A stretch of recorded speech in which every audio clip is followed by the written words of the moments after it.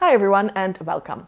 Today I'm going to start my spoiler-filled vlog of The Way of Kings by Brandon Sanderson, so the first book in the Stormlight Archive series. So like I said, spoiler-filled, so if you haven't read this book yet, then please click away. I will always mention on which chapter I am when I am talking spoilers, so if you are maybe in the middle of it, you can definitely watch a part of this vlog, but not everything. So this is the first time that I am going to read Stormlight Archive. I'm actually hosting a read-along with a couple of other booktubers for this series, and I will link all the information in the cards up above if you're interested in still joining.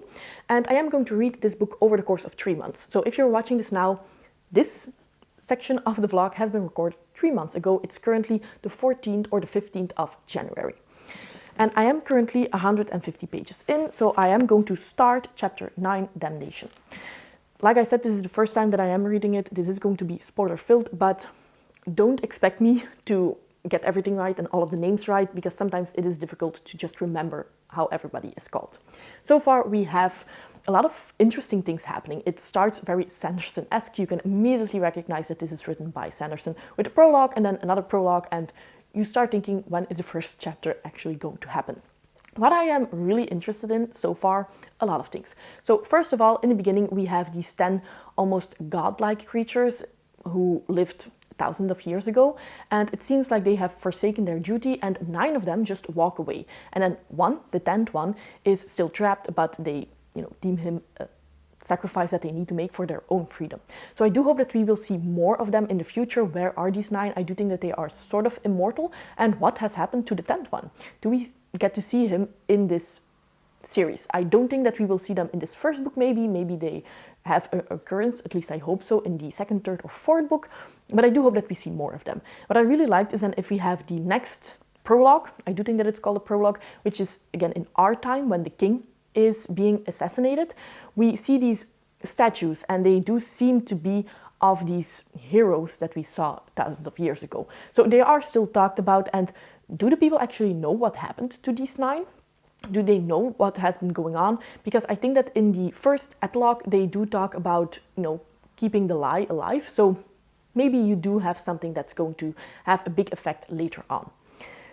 Then we have Kaladin, of course, and Shallan. So for Kaladin, I really liked his storyline. I wasn't expecting him to become a slave that early on, and now I am intrigued to what happened, because at this point I don't think that we know what happened. He has to lie and say that he's a deserter, but it's very clear that he is not, and there's a lot of intrigue and mystery around him. You have that Spren, Windspren I think she is called, who normally shouldn't be able to know his name. She normally shouldn't be able to talk as much as he does and have a name of her own, but she does, and she stays with him and she warns him at some cases, I think. So they call him Kaladin the lucky one, but it does seem like he is the lucky one and then the most unlucky person at the same time. Because when he has become a slave, he gets the most dangerous job of all. It's a very harsh job, being that bridge walker or something like that. And yes, that's being very unlucky, but at the same time, he's the only one who survived. So I think that there's something special about him, something related to the magic maybe, that I want to know more of. Then Shallan. So Shallan, so far, especially in the beginning, I didn't really like her, and I don't really know how to explain this, but she tries to be funny and witty, but she is not. And I can deal with that to an extent. I can even like one of those goofy characters. And somebody on Discord told me that maybe I should read her as being funny, but being that as a coping mechanism. And reading her like that, I can definitely like her more. But at the same time, those sailors and they're not pirates. I think that they're just sailors, I suppose. And the captain, they laugh with her jokes. So that just doesn't really make sense to me. She's not funny. You're a captain and a sailor, so unless you're humoring her, I don't really think that anybody would think that's funny. So I think that Sanderson just has a kind of humor that I don't really like in general. I don't like Wayne from Mistborn Era 2, which is a very funny character. No, he's just annoying. And I felt the same about Shallan. But at the same time, we do know a lot more about her backstory. At this point, I do think that her father was quite abusive. And I get to know her more. She has more background and she is deeper than I thought at first glance. So I do think that I will come to like her as long as she doesn't try to be funny all the time and have people laugh at her. But I do like her plot and what her story is going to be, because now she is apprenticed by the Crown Princess, if I'm not mistaken, but she even though she is a scholar herself, her main goal now is to steal this very fancy object. So I don't know what's going to happen. I do hope that she will get a bond with this princess and maybe even tell her what happened and that her father died and that now they are in financial troubles, the entire family. But I don't know what's going to happen. Maybe she's going to try to steal it very early on and then fails. At the very least, there are a lot of already interesting things happening, only 10% into this first book. So I quite like that. And like I said in the beginning, I do think that that's something that Brandon Sanderson does from the get-go. He throws you into the story, you have a lot of action from the get-go, you have a lot of information about this magic system. And that's almost superhero-esque, where people can fly, and it reminded me a little bit of Mistborn, where people can fly as well by pulling and pushing off the metals, but it's very different at the same time. And having these spirits, which they call sprens, I found that was very magical and almost fairy tale-esque, which is something that I quite enjoy. So I have very high hopes for this first book, and I do hope that I can at least hit the 400-page mark at the end of January.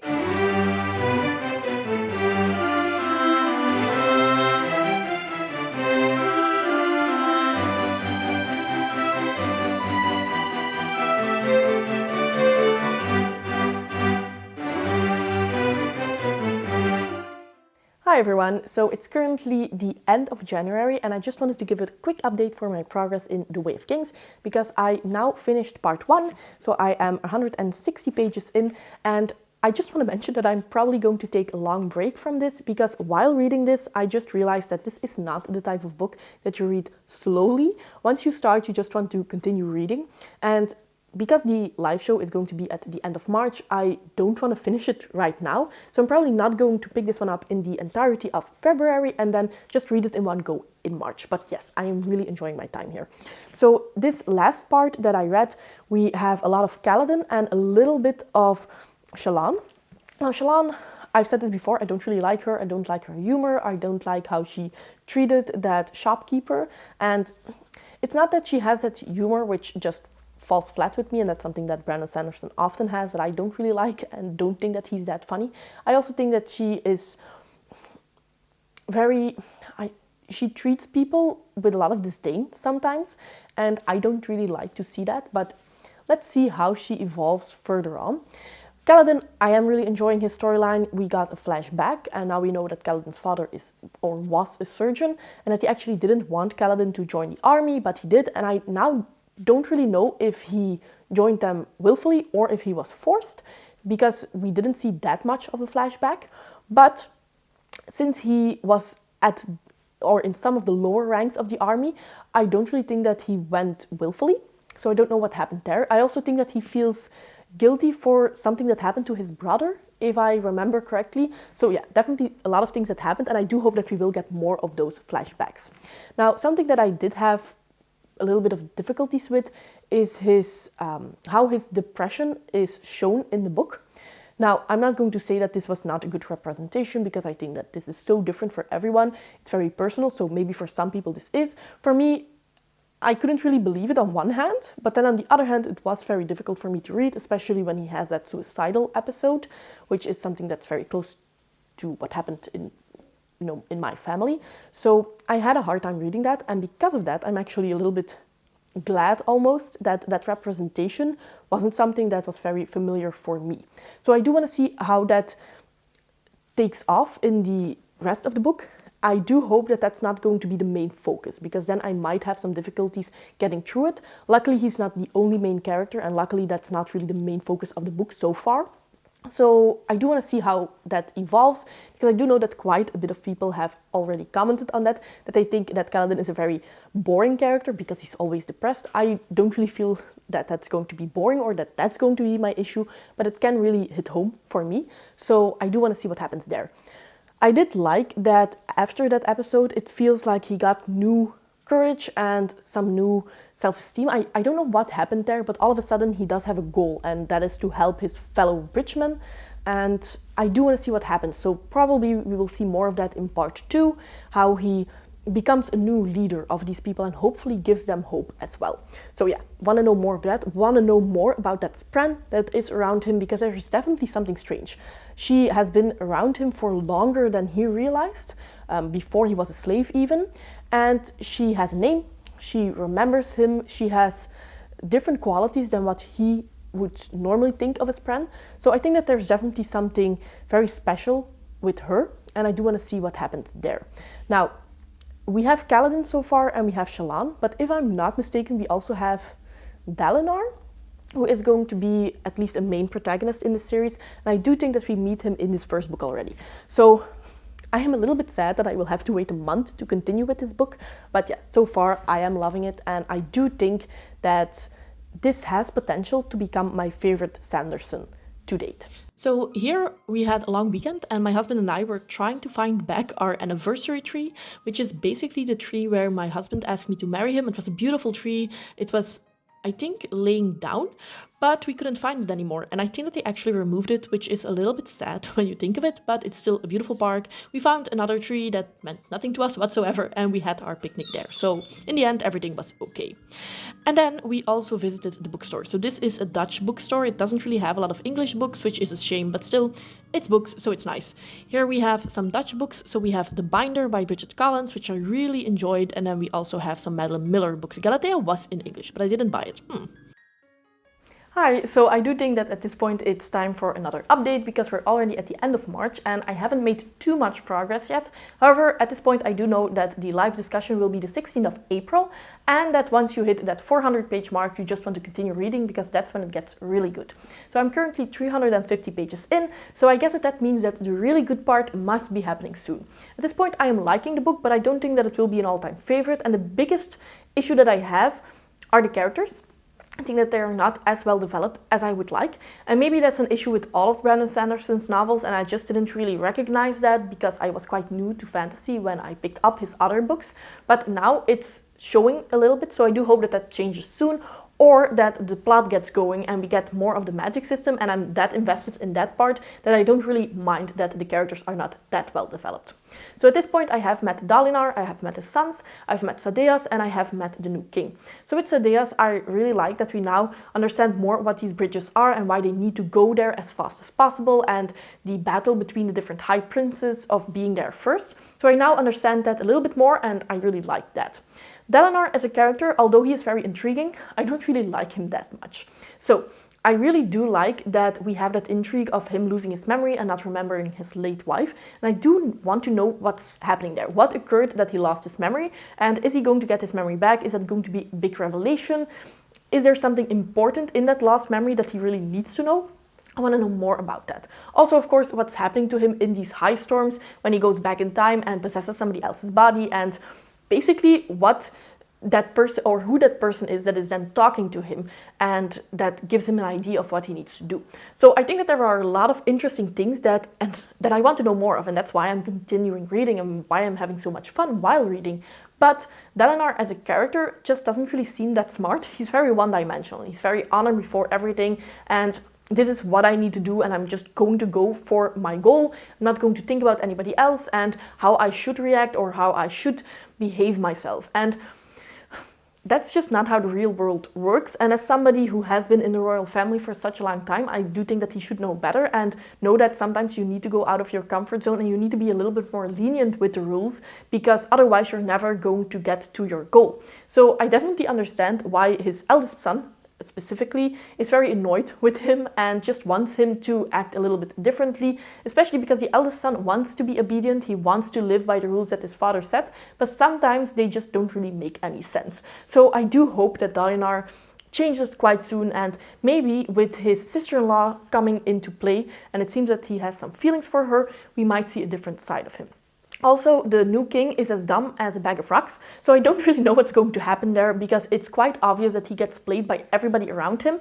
And again, as the son of the late king, as somebody who lives in that royal family and with those political intrigue for a long time, you would expect him to be a little bit smarter, but apparently he is not. So I do want to see what's happening there, because you can definitely see that not everything is going to go smoothly. Now we have seen more of Kaladin also, and I really like what he's doing for Bridge 4 and how he wants to be a good example, how he wants to remember their names, and how he is caring for the sick people now, even though everything is against him. And then especially Sadeas, who is saying like, okay, yeah, the sick men can continue living, but we won't give them food, we won't give them any type of healthcare, and it's so frustrating when you hear about that. And I can almost picture myself being in Kaladin's shoes and not really knowing what to do. So I do think that he's doing a quite good job. And the only thing that I'm maybe frustrated by is that he had that more depressing episode just 100 pages ago, and now he's just going for it full force. And that doesn't really seem very realistic to me, but who knows? I do want to know more about him, and I also hope that we see some more of Shallan soon. I don't think that this will happen in part 2, but maybe when I get in part 3 quite soon. I think that at the very least next week I will be in part 3 and we see some more of Shallan. Although I have heard that we don't see a lot of Shallan's backstory in this book, but this will happen in the sequel, in the second book, if I'm not mistaken. So yes, so far really enjoying it and liking my time in this world, but I'm quite excited to get to that 400 page mark and hopefully really get invested in the world.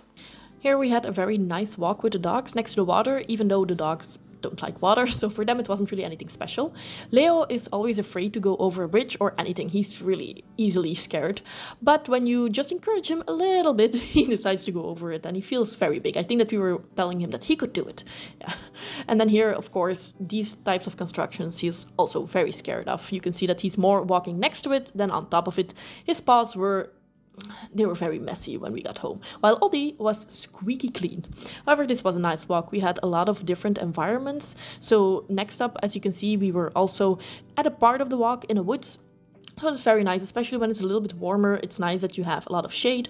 And of course, Leo, he needs to sniff everything.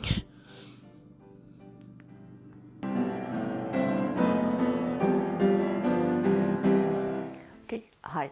First of all, don't mind the hair. This is what I do when I want to have curls afterwards, so the hair is still a little bit wet. It's really strange, not very fancy looking bun, but we're working with it, okay? This is work in progress. I just finished part 2 of Way of Kings, and I must say so far I'm not really in love. It's been a while since I've read Brandon Sanderson, and when I read Mistborn, when I read Elantris, when I read Warbreaker, I was pretty new in the adult fantasy genre after a very long hiatus. And then I didn't really notice Brandon Sanderson's writing style or any issues with it, but now it feels like I am noticing it. For instance, and I am going to give some specific references that really bugged me a little bit, there is a moment between Teft and Rock, and Rock is explaining how he became a bridgeman. And that's basically that he was captured in Sadeas' army. He used to be a cook, so Sadeas let him cook for him and decide whether or not he wanted to keep him as a cook. Now, Rock was not happy with that, so he decided to cook with dung. Now, first of all, I don't think that that's very realistic, because he said, well, I did that because I wanted to take him back and for killing my nephew.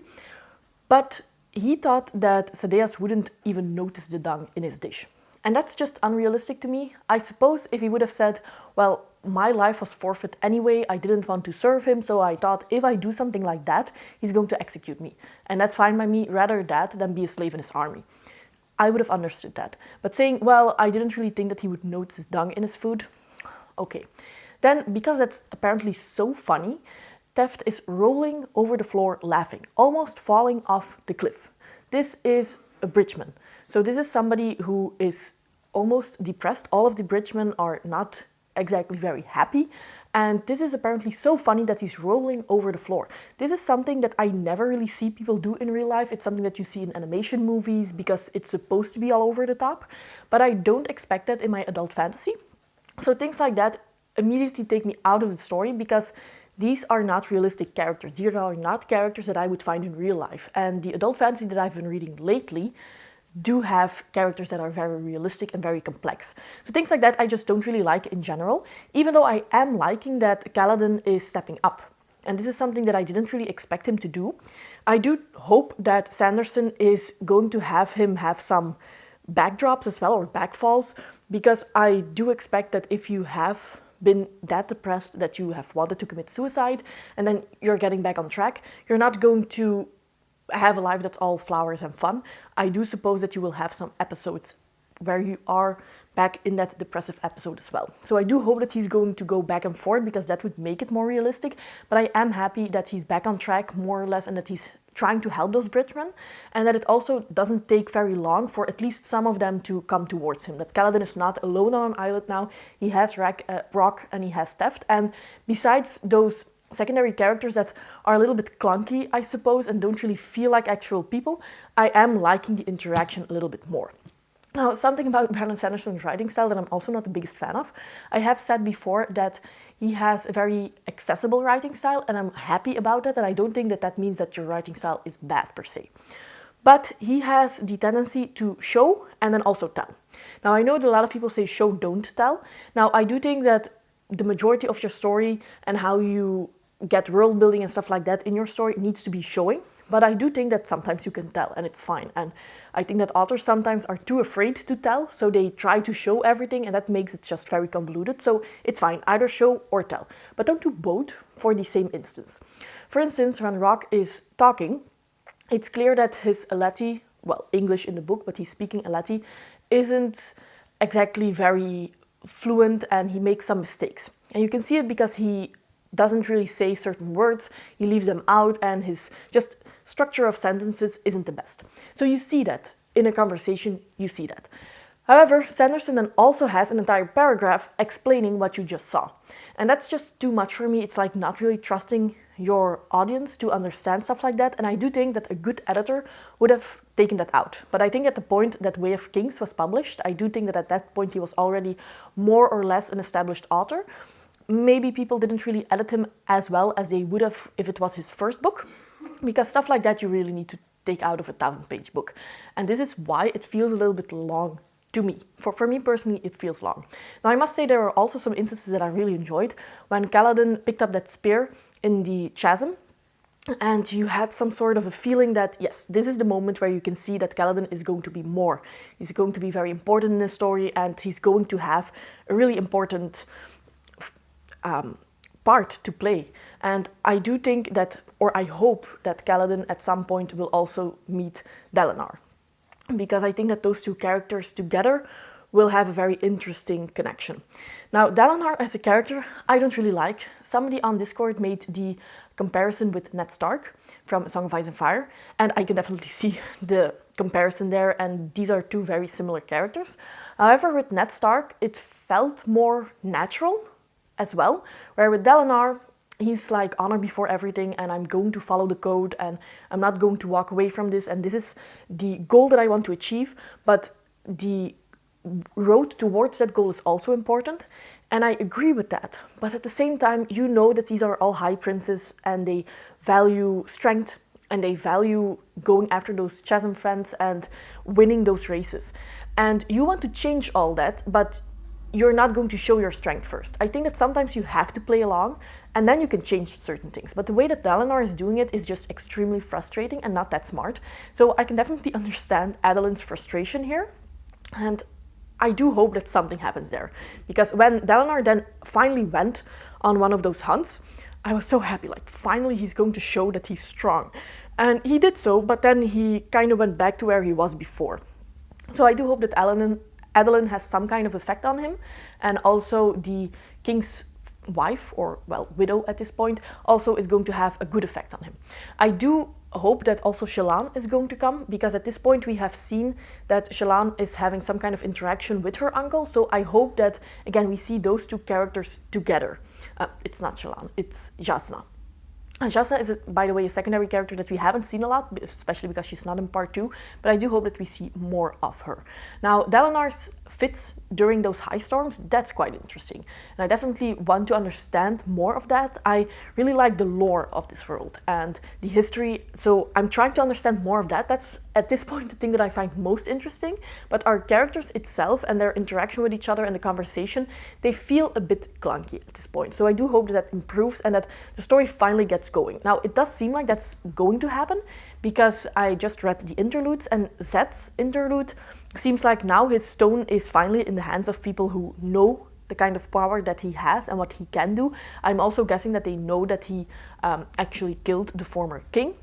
So now he's going to be used to kill High Princess. And what happens at that point, and especially how Dalinar is maybe going to react, because I think that then he will finally understand, like, I need to fight here.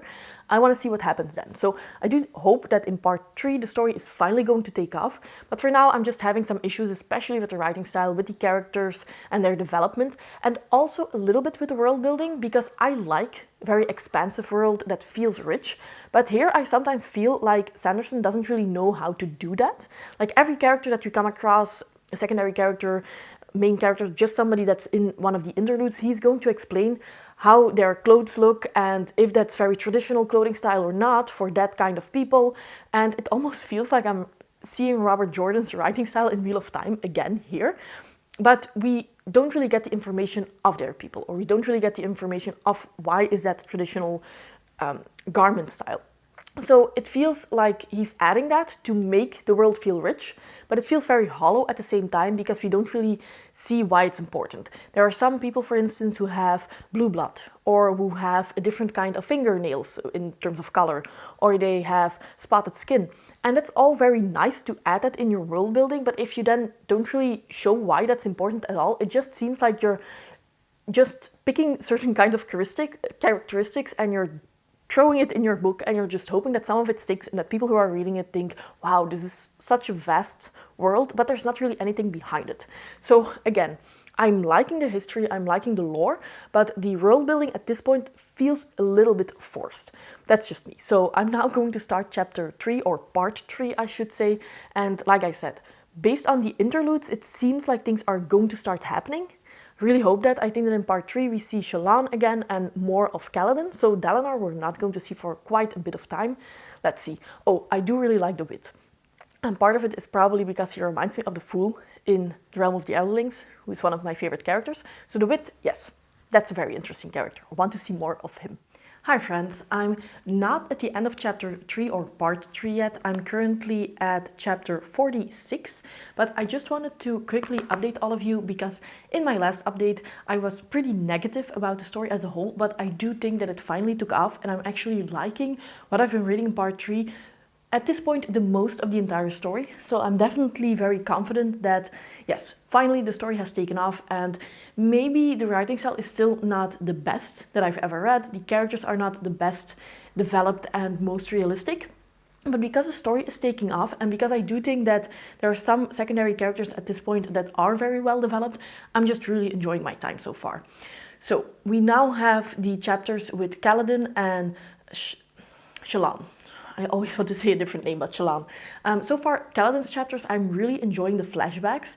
I think that his father is a very interesting side character. He's a little bit maybe like Dalinar, but because of his profession, he's a surgeon, I do understand him better. And I think that those flashbacks are actually my favorite moments in the book, where you see Kaladin's father and how he has to handle himself towards a Light Eyes who really doesn't have his best interest at heart, and especially after that Light Eye's son died, yeah, things were going to go south pretty quickly from that point. You could definitely see that that was happening, and that Dalinar's father had to make a choice to either kill that man on his operating table or let him live and know that he was going to face the consequences then.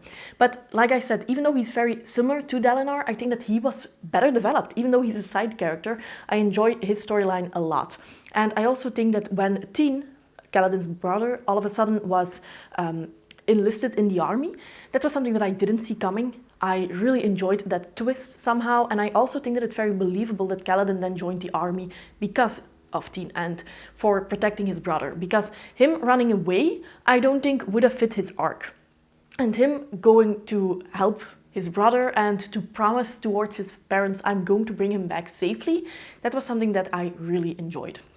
Now, I must say that Kaladin's present timeline is also very important now and very interesting. I'm liking more and more that he, first of all, tried to help the Bridgemen, tried to help Bridge 4, and was very confident, and he had this new strategy of holding the bridge and protecting his men. But when he then found out that this was not the purpose, his men were supposed to die, he got into another depression, into another episode where he felt very low, very dark. And this is something that I've mentioned in my last clip. I think I hoped that that would happen, which might feel strange, but that makes it a very interesting but also a very realistic character, because this is what happens in real life when you have a depression. It's not like it just goes over and now you're fine for the rest of your life. You are going to have some instances where you fall back into that state. But yeah, Kaladin, when he survived that high storm and he was given that gem from theft, but it wasn't enlightened anymore, which after a high storm always happens, that's when you know that something is going on here. And you can also definitely see that theft is more than what meets the eye at first glance. So yes, want to know what's happening there, want to know who Kaladin is, and that's, I think, Kaladin's part at this instance, but Shallan's part is also very interesting. She has now stolen that device on her hand from Jasnah, but Jasnah at this point doesn't really see it yet. I'm really liking Jasnah. I think that for an atheist character and for Brandon Sanderson, I wasn't really expecting him to write her so well. She's definitely one of my favorite secondary characters. The priest I'm not really feeling, especially whenever Brandon Sanderson's tried to write romance, it always feels iffy to me, so I'm not really digging that between Shallan and the priest. But other than that, I'm really enjoying that storyline as well. And when Shallan was seeing those dark figures, and every time she's drawing dark figures, that's something that I find very intriguing. And it seems like it's all coming together. Now, for Jasnah's research project, it seems like she's researching the Voidbringers, but there is some connection to the Chasm Fence. And I also want to see if there's a connection with Dalinar, because and his fits that he has during the high storm. And it's the same for Kaladin and Dalinar, because Kaladin, we just had a high storm, and Kaladin wanted to go out in the storm, and he was also having very strange dreams. So it seems like there's also a connection to what he's going to experience maybe every high storm and what Dalinar is experiencing. So again, I really want these two characters to come together, Shallan to come together, and I want to see what happens then. But so far, really enjoying it much more than I was at the end of part 2. So this is promising. And another nice walk with the dog. So this is actually the area behind our house. So we are here very quickly. We just take the dogs and go on a walk. So we're very lucky that we have this, especially because almost nobody is here. We never come across anyone. We don't see any dogs, which with our dogs is definitely a plus because they don't really like them. We do have one friend that we always see, and that's this little donkey who is extremely friendly and social, and the dogs love him. So as you can see, we also live quite close to farmlands, which is just a very nice environment to walk in between. I really like it, the dogs really like it. So yeah, this is definitely the type of walk that I try to do every Wednesday when I'm working from home and I have my lunch break. This is where you can find me, and that's just lovely. Good morning, or well, when you're watching this, it's probably not morning, but it's morning here. I'm just having my coffee, and I'm further along into part 3 of Way of Kings. And I do want to say that I'm really enjoying it so far. It's not the type of fantasy book that I generally gravitate towards. It's much more plot focused and not really character focused, or the characters are not developed in a way that I usually enjoy. But with all that said, I do really enjoy where we're going now. It seems like every chapter has something interesting happening, either a twist or just giving interesting information. So currently, of course, we are with Shallan and Kaladin. And with Kaladin, I'm really enjoying his flashbacks and getting to know more of him. And that's something that I'm looking forward to in the other books as well. Because at this point, Kaladin is my favorite character just because I understand him most of all. And as a character-driven reader, that's something that I find important. But I have heard that all of the other books will give flashbacks of other main characters. So I will hopefully understand Shallan a bit more, maybe Dalinar, maybe get to know more about Dalinar's wife. But anyway, the flashbacks of Kaladin. So I really enjoy his interaction with his father. His father is a character that I am really enjoying reading about. And now we also know why Kaladin hates Light Eyes so much. Because of course, in the beginning, he really thought that they were something greater. They were basically the personification of courage and honor and just doing the right thing. But time and time again, it's been shown that that's not true. That's very far from the truth, actually. And now we also know how he came to be into the army. And I really liked that twist where the entire time it was Kaladin thinking, am I going to be a surgeon or am I going to be a soldier? And I always thought that him running away to become a soldier didn't really fit his character. But now we see that this was actually a way of the Light Eye Lord in this town to get back to his father, Liren, if I'm not mistaken. And he actually makes Teen, his younger brother, Kaladin's younger brother, go into the army. So Kaladin now joins basically to protect Teen. And I really liked that twist. I didn't see that coming at all. I'm terrible at predicting twists anyway, so I wasn't really surprised that I couldn't predict it. But that's something that I really like in Sanderson's books, and that's something that I've enjoyed in his previous works as well, how he can really add a couple of twists. Now for Shallan, Shallan is still not my favorite character at this point, but her parts in the story and where she is and her plot is something that I quite enjoy, just because I enjoy following scholars, and Jasnah is a character that I really like. So now at this point, Shallan has successfully stolen the Soulcaster, which was something that I didn't really know if she was going to do that, but I think that it's also because she saw Jasnah using it to kill 4 criminals, and that basically give her, you know, making her stop and think, why shouldn't I steal it to help my family? So she did that, and she also used the Soulcaster. So I'm at this point where she used it, and even without touching it. So I don't know if that's something that's normal, or if this means that Shallan is also going to play a pretty big part. Because with Kaladin, we see how he survives the High Storm, and he has that gem that he got from Teft in his hand, but at the end of the High Storm, the gem is no longer infused, which is something that should happen. So this is definitely a very big hint that Kaladin, you know, I think that we all knew that he was going to survive and that he has a very big part to play, especially if you see some of the artworks of later books. He's going to be very important, but it shows that he can do something with the Stormlight, and that's very special. Also that he saw that figure in the storm, I think that that's a very big clue as well. I don't really know who that is exactly, but yes, very special, and that's why I think that the story is finally just starting, and now I want to see where the rest of the story goes. So I'm a little bit relieved that the big issues that I had in part 1 and 2, even though they are still present, they're more at the they're more at the back, just because other things that Sanderson is very good at are now more present, and they take all of the attention away from some of his faults and things that he's not that strong in. So it's actually just a little bit after that last update, but I finished part 3 and I thought everything is still set up. I will actually insert a picture of the setup here because it's extremely professional. So why not just give an update now? Because part 3, a lot of things happened. Now, first of all, we finally see how Kaladin actually came to be a slave. And yes, here you can definitely see why he hates Light Eyes so much. So first of all, Teen, his brother, got killed in the army because, first of all, it was promised that he was going to be in a safe spot until at least he was a couple of years older. This is not true. Amaran clearly betrayed them there. But I think that Kaladin at that point didn't even realize it yet, that that was Amaran who just made some promises that he wasn't going to keep. But then Kaladin kills a Shardbearer, and this is something that I wasn't expecting to see happening. That was a very cool scene to read. But then he doesn't really take the Shardblade. And I don't know if that may be one of the most stupid decisions of his life, because that made him a slave. On the other hand, it seems like he had very strong feelings of, I'm not allowed to take this. So is that maybe his fate? Is it something from higher up that made him make that decision?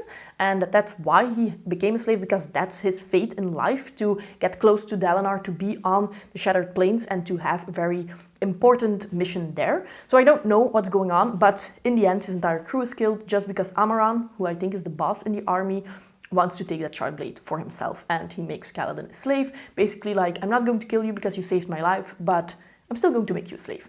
So yes, you can see why Kaladin really hates Light Eyes. Now for Shallan, a lot of things happened because Capsal appears to be a spy. Well, he is a spy, he's an assassin. He tried to assassinate Jasnah, and apparently he didn't really care that much if Shallan should also die. Of course, he did have the antidote there as well, so there were some things going on, but he was on that secret mission, and I don't really know what that means for the bigger story, for who he was working exactly. But yeah, assassination, did not see that coming, especially because I didn't really like the relationship that was appearing to be present between Capsal and Shallan. But Brandon Sanderson is not good in writing relationships anyway. They always feel a little bit icky and a little bit just not that well done. So I thought this is just another issue with his craftsmanship, and this is just an awkward relationship. However, that did not turn out to be. So I think that here, reading some of Brandon Sanderson's earlier works and seeing how he does relationships actually helped here, because even though it was like an awkward relationship, it didn't really feel like that couldn't be in one of his books. So I really liked that twist actually. I saw that then Shallan had to give away the Soulcaster back to Jasnah to help Jasnah save Shallann's life. But of course now Jasnah knows. And Shallan has given away some, that her father is dead and that's why she decided to steal that Soulcaster. But yeah, of course, what's going to happen now, she needs to go back to her parents' place or to her brother's, because of course Jasnah does not want to keep her around after all of that happened. Now, in terms of the interludes, I must say I really like Sazette's interludes or sets, because here you can see what this power of Stormlight can actually do and how this is really a force that is almost unstoppable. Now, I am thinking that this is the same force as what Kaladin can use, but you can see the difference between somebody who has used it all his life, who's probably been trained to use this, and then of course also Kaladin, who is new and who doesn't really have anybody to train him and who's just trying to find his way blindly. So I really like those two. Now for the other interludes, I'm just wondering if this is going to be important. Are we going to see these characters maybe in later books just as side characters, or is this going to be important for the bigger story?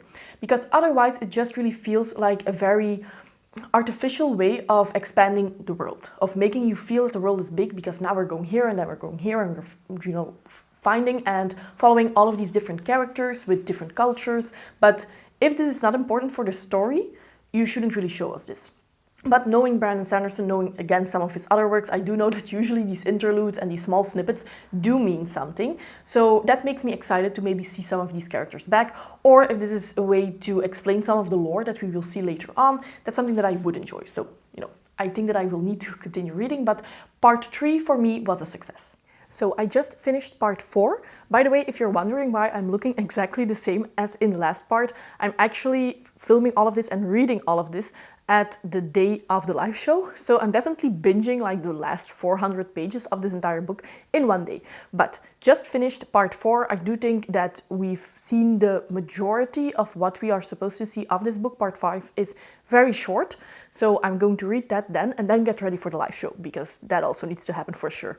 Now, part 4 was very interesting. A lot of things happened. Finally, Kaladin and Dalinar are coming together. These are just two characters that I knew would have that sort of just magical tension with each other. They are those two characters that if they come together, it's going to lead to some great scenes.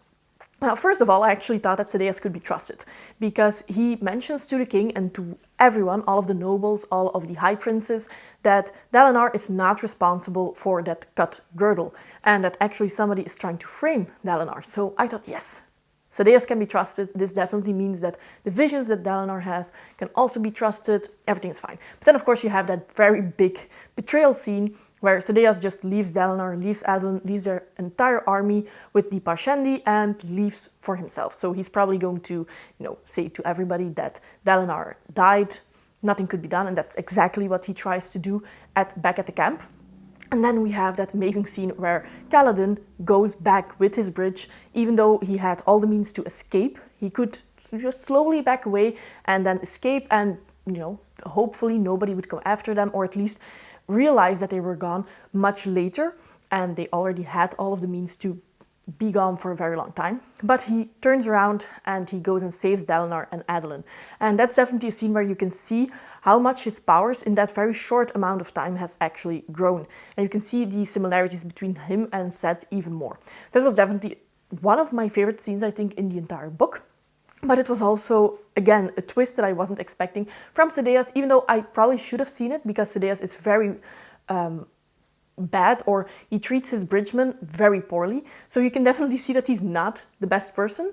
But at the same time, I thought, okay, he is a good person towards his king. He wants to protect his king, so he sees why he needs to work together with Dalinar. So I was not expecting him to betray Dalinar. So that was an amazing scene, in my opinion. And I'm actually almost glad that he did that, just so that Dalinar and Kaladin could come together.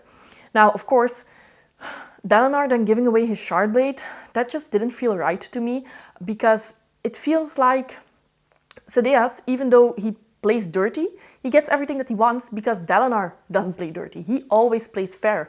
And I feel like if you do that towards somebody who plays unfair, you're always going to lose. So then you just need to make compromises of your honor and all of that just to be sure that the bad guys don't win.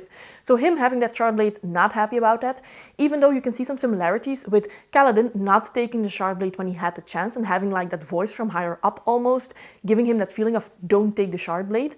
And then now Dalinar giving up the shard blade, maybe that means something. Maybe there's a parallel there, I don't know. I just know that I didn't want Sadeas to have that shard blade. Now we also see a little bit earlier in the story, I suppose, that Wit is actually Hoid. Now Hoid is a world hopper. We see him in some other Cosmere books. Now to be honest, I've read all of the Cosmere books except Stormlight archives, and I don't really recognize him, but like I said, especially Brandon Sanderson's secondary characters are not that memorable to me, so I'm pretty sure that I've read about him, I just don't remember him. I do like Wit as a character. He reminds me of the Fool in The Realm of Yellowlings by Robin Hobb, which is one of my favorite characters, of course, and he's one of those characters that if I met him in real life, he'd be so annoying, but in a book and in a story and how he interacts with these other fictional characters, I can enjoy him and just see what he does in a certain scene. Now we also, of course, have the King's mother and her relationship with Dalinar, and her actually explaining that Dalinar's visions are real and there is some truth to it. Dalinar's visions in general, I just really like to know more about the lore, to know more about the Knights Radiance. There's one vision where we see 300 Knights Radiance, which is more than Dalinar and everybody else thought existed, and they just leave their swords and they go away. And you also see that we have a very high lord with dark eyes. So a lot of things changed. We see that we actually had learned men who could read, who could write. And that is also something that Dalinar doesn't understand, because in his world, only women can write and only women can read. So this is all very interesting just to read about and to understand more about what's going on. Really liking everything that's happening and how this is all coming together in the story. So yeah, I'm quite excited to get into book 2, but I think that this is something that Sanderson does every time. He has these very big finales, and this is something that reminds me of Robert Jordan, because he did the same with Wheel of Time. Now Wheel of Time I of course DNF'd because everything besides the end was just so terribly slow, and his descriptions they drag to the maximum. And I think that Brandon Sanderson has some of those tendencies as well, and he definitely uses the same formula that I see in the Wheel of Time books, but with him, it's all to a lesser extent, but then with that same dramatic and big explosions towards the end. So I am liking it more, but because of this, it's just not the type of book that I normally gravitate towards. But I think that for me, maybe part 3 was my favorite, or part 4, I don't know. But those two were definitely miles better than part 1 and 2, and especially part 2 for me dragged a lot. So here another walk with the dogs. This was in Malmedy, which is a town in the French-speaking part of Belgium. It's very close to Germany, and what I really liked of this walk was that, as you can see, we have a lot of nature, but we also went to the town center, and this is a town with a lot of history, very rich history, because it was quite important during the First and Second World War, at least for Belgium. So just some closing remarks for The Way of Kings. In the end, I quite enjoyed the book, but I was thinking that this was going to be maybe a favorite of all time, which is definitely not the case, so I might be just a little bit disappointed. I think that in the end, Sanderson just doesn't write characters the way that I enjoy reading them, which is absolutely fine, but because of that, I don't think that it will be a favorite author of mine in the end. Now, I am quite excited to see what happens. I think that for the second book, we are going to have the POV of a Parshendi, which is very exciting. I hope that we see more of Kaladin and Dalinar and their interaction, but I also hope that especially we see some more of the Wit, because that's such an interesting character. And I have heard that the first book is the weakest of the entire quartet so far, so that's definitely very promising. But yeah, there are just too many things that I found quite a little bit silly, especially the humor is just not to my liking. So because of that, I'm just disappointed, and I do hope that the second one is better. And of course here you can see Leo being a scaredy cat because he does not want to cross that bridge. By the way, if you want to see my spoiler-filled discussion with some other lovely booktubers, you can find it on the screen right here. Definitely have a look, because that was a very interesting discussion, and I think that everybody in that discussion actually liked the book more than I did, and it definitely helped me see that it did have a lot of strong points as well. As always, I hope that you enjoyed this video, and see you next time. Bye!